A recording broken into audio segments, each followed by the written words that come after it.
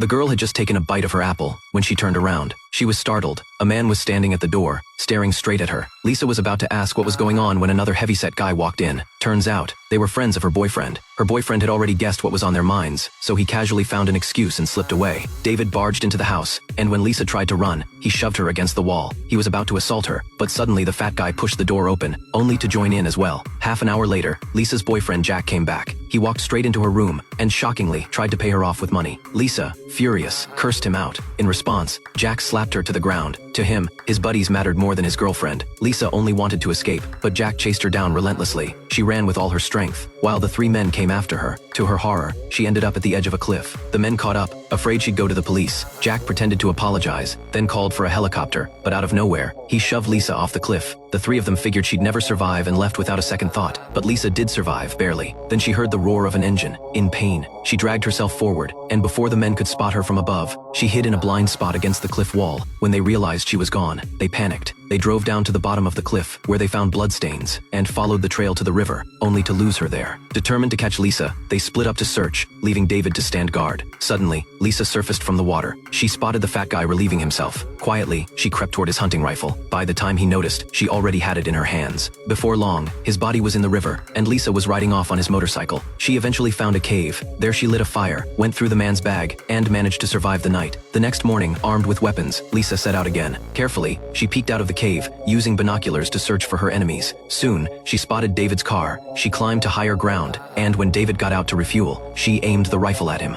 She pulled the trigger, but only managed to hit his shoulder.